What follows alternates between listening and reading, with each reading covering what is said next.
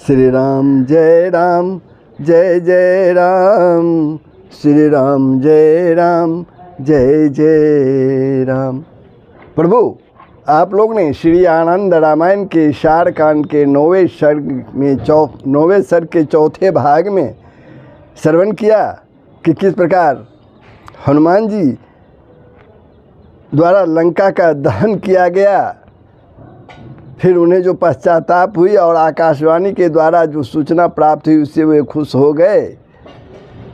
अब आगे का जो प्रसंग है वो है लंका की भूमि के स्वर्णमयी होने का आख्यान, गज और ग्राह की कथा। गज और ग्राह की कथा जो श्री शारकांड के 9वें सर्ग के 5वें भाग में आप लोग श्रवण करेंगे। तो बंधुओं, प्रसंग जब सुनाऊं उसके पहले आप लोगों से अनुरोध है कि मेरे YouTube channel Sanatan Darshan with Dinesh को सब्सक्राइब कर दें, बेल आइकन को दबा दें और कमेंट करें, शेयर करें, लाइक करें। जय श्री हरि। तो आगे का प्रसंग आपके सामने है।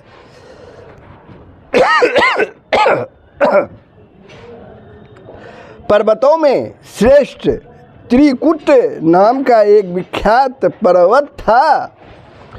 वह चारों ओर से क्षीर सागर से घिरा हुआ था।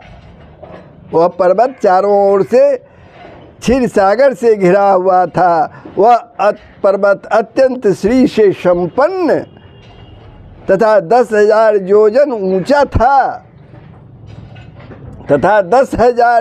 ऊंचा था उतना ही वह विस्तार में भी फैला हुआ था।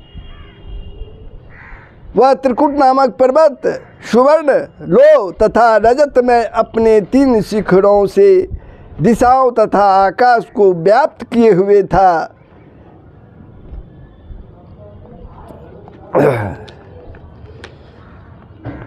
उस समुद्र के समीपवर्ती पर्वत की तलहटी में महात्मा भगवान वरुण का एक उद्यान था, एक बाग था जिसका नाम ऋतुमान था। वह देवताओं की स्त्रियों का क्रीड़ा का स्थान था। उस उद्यान में स्वर्ण कमलों से सुशोभित एक विस्तृत सरोवर था। वह सरोवर कुमुद, रक्त कमल, कलहार तथा स्वतपत्र आदि पुष्पों की शोभा से संपन्न था। कृतज्ञ, हिंसक तथा नास्तिक जनों को वह सरोवर दिखलाई नहीं देता था। उस तालाब के जल के भीतर दुष्टात्मा, अत्यंत भयंकर आकृति वाला तथा गजेंद्रों को भी ग्रस लेने वाला एक अत्यंत बलशाली एवं दुर्दुष ग्राह रहता था। एक बार की बात है, अपने उज्जवल दांतों की कांति से श्वेत मुख दिखाई देने वाला गजों का अधिपति एक गजराज प्यास से व्याकुल हो हथनियों से घिरा हुआ उस सरोवर के पास आया। प्यासा होने के कारण पानी पीने की इच्छा से वह गजराज उस जल में उतरा।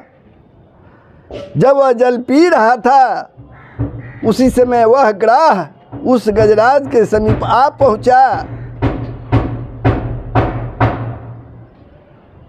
उस गजराज के समीप आ पहुंचा।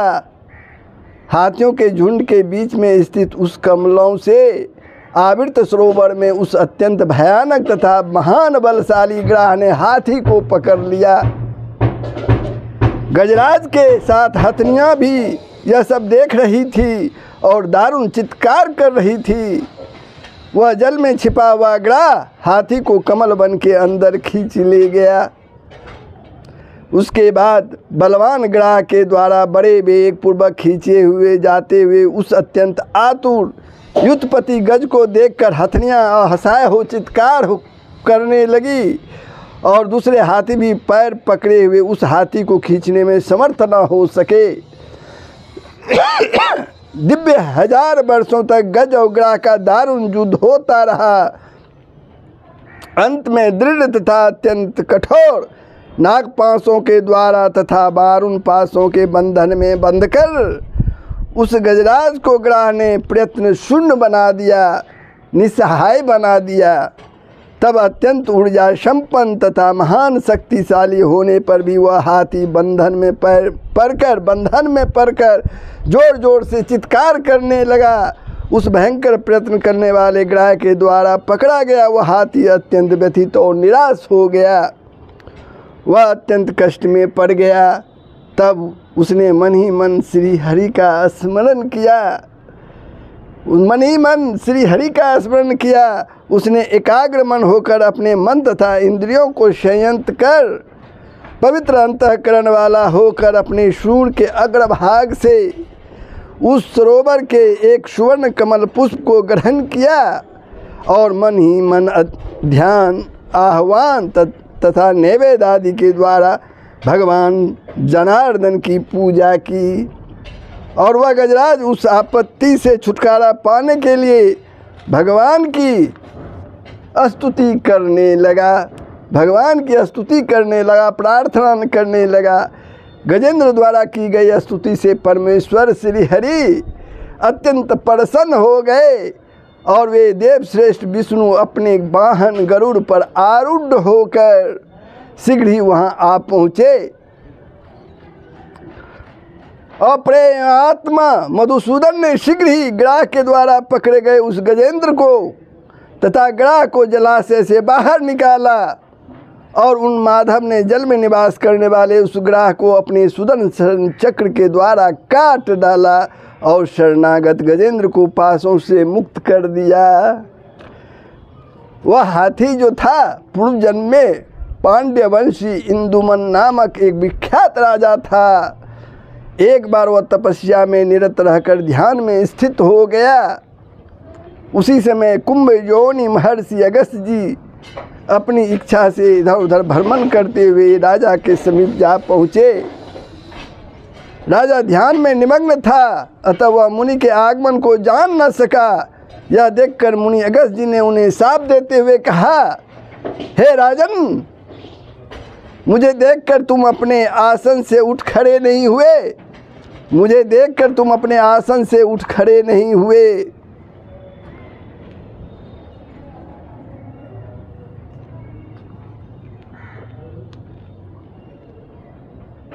तुम तपस्या के मद में उन्मत्त हो गए हो, इसी कारण मुझे आया जानकर भी तुम उठे नहीं।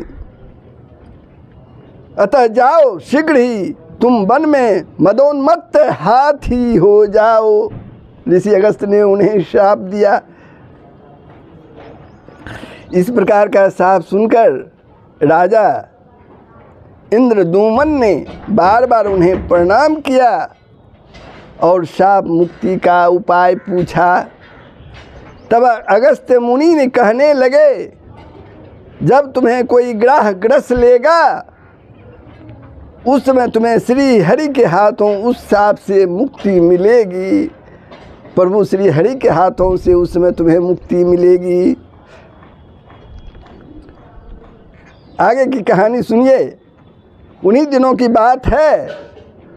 हुहु नामक एक गंधर्व अप्सराओं के साथ उसी सरोवर में जल क्रीड़ा करने के लिए आया। उसने देखा कि देवल मुनि पापों का विनाश करने वाले अघमरसन नामक एक वैदिक सूक्त का बहुत ही देर से जल में प्रविष्ट होकर पाठ कर रहे हैं और बाहर नहीं निकल रहे हैं। तब वह गंधर्व सरोवर से बाहर कैसे निकलेंगे? तब वह गंधर्व सरोवर से वे बाहर कैसे निकलेंगे, इसके उपाय पर विचार करने लगा। तब वह गंधर्व स्वयं जल के भीतर प्रविष्ट हुआ और छिपकर अपने हाथों से उनके दोनों पांवों को दृढ़तापूर्वक पकड़कर खींचने लगा। उसकी इस चेष्टा देखकर मुनि ने उसे शाप दिया, अरे गंधर्व, तुमने गाय के समान मेरे दोनों पैरों को पकड़ा है, अतः जाओ तुम आज ही ग्राह की योनि में को प्राप्त करो, आज ही ग्राह की योनि प्राप्त करो। तब गंधर्व के द्वारा प्रार्थना किए जाने पर वे बोले, श्री हरि तुम्हारा उद्धार करेंगे। इस प्रकार से राजा इंद्रद्युम्न और गंधर्व वे दोनों अत्यंत संकट में पड़ गए। श्री हरि ने शाप से उनका उद्धार किया और उन्हें फिर वे अपने धाम ले गए। उस समय भूख से व्याकुल गरुड़ ने भगवान विष्णु से आहार की प्रार्थना की। तब विष्णु ने कहा, जाओ, सरोवर के तट पर गज और ग्राह का पार्थिव शरीर पड़ा हुआ है, उसका भोग करो। गरुड़ पुण्य सरोवर के पास गए तो उन्होंने उन पार्थिव शरीर के समीप भूभंग नामक एक गरुड़राज को देखा। खगेश्वर विष्णु वाहन गरुड़ ने उसे मार डाला और वे एक पैर से उस भूभंग नामक गरुड़ को और दूसरे पैर से गज और ग्राह के पार्थिव शरीर को पकड़कर पवित्र स्थान की खोज करने लगे ताकि वहां उनका भक्षण कर सके। उसी समय उन्हें क्षीर सागर में सुवर्ण में एक सुंदर वृक्ष दिखलाई पड़ा। वह लंबाई तथा चौड़ाई तथा ऊंचाई में 1000 योजन विस्तार वाला था। उसकी एक बहुत बड़ी शाखा में वे गरुड़ जी जब बैठने लगे तो ही वह शाखा टूटने लगी। उस शाखा पर नीचे मुख किए हुए 60,000 बाल खिल्ली नामक ऋषिगण दीर्घ काल से तपस्या कर रहे थे। शाखा के साथ उन ऋषियों को भी गिरता हुआ देखा तो उनके हिसाब से संशंकित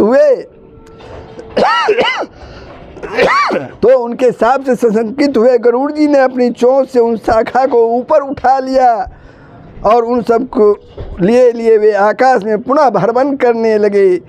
तभी उनको अपने पिता महर्षि कश्यप दिखाई पड़ दिए। गरुड़ जी ने उन्हें प्रणाम किया और पूछा कि हे तात, मुझे वह पवित्र भूमि बताने की कृपा करें जहाँ स्थित होकर मैं भोजन कर सकूं। तब कश्यप जी ने गरुड़ जी से कहा, 100 योजन विस्तृत सागर में लंका नाम की शुद्ध भूमि है, वहाँ जाकर तुम भोजन करो। पिता के वचनों को सुनकर गरुड़ जी क्षण भर में ही लंका पहुँच गए। अपने ऊंचे पंखों पर उन ऋषियों को स्थित करके वे प्रसन्नता पूर्वक गज और ग्राह के क्लेवर का भक्षण करने लगे। गरुड़ जी द्वारा उन गज और ग्राह के अस्थियों के द्वारा वहाँ 3 पर्वत शिखर प्रकट हो गए। वही अस्थि जन्य पर्वत लंका में त्रिकुट नाम से प्रसिद्ध पर्वत राज हो गया। गरुड़ ने उन 3 शिखरों पर उस शाखा को रख दिया और वे वापस चले गए। वहीं पर तपस्या करके वे बाल्य खिल्ली ऋषिगण भगवान विष्णु के परम पद को प्राप्त हुए। लंका में उन 3 शिखरों पर गरुड़ जी द्वारा रखी गई वह विशाल शाखा पाषाणों से समन्वित विशाल शिला हो गई, किंतु राक्षसगण इस बात को जानते नहीं थे। तब हनुमान जी ने लंका को जलाया तो वह शिला द्रवीभूत होकर राक्षसों का मर्दन करती हुई नीचे गिर पड़ी। उसी स्वर्णमय रस के कारण लंका की भूमि स्वर्णमय हो गई। यह अद्भुत घटना देखकर आश्चर्यचकित होकर हनुमान जी शीघ्र ही अशोक वन में सीता जी के पास चले आए। वहाँ अशोक वाटिका में सीता जी को देखकर कपिश्रेष्ठ हनुमान जी कहने लगे, हे माते, आप मेरे कंधे पर स्थित होकर चलें और आज ही श्री राम जी का दर्शन कर लें। तब सीता जी बोली, कोई अन्य मुझे मुक्त करे, इस बात को श्री राम जी सहन नहीं कर पाएंगे, अतः तुम अंगूठी ले जाकर श्री राम जी को समर्पित कर दो। तो बंधुओं, ये प्रसंग गज और ग्राह के प्रादुर्भाव का, उन्हें उसके मुक्ति का जो आप लोगों ने सुना, कैसा लगा ये कमेंट के माध्यम से बताएंगे। अगर वीडियो को आप लोगों ने शेयर नहीं किया है, सब्सक्राइब नहीं किया तो ज़रूर कर देंगे। जय श्री हरि, जय श्री राम, जय बजरंग। सबका भलाई होगा, पूरे विश्व का कल्याण होगा, यही सनातन धर्म का मूल तत्व है। जय श्री हरि।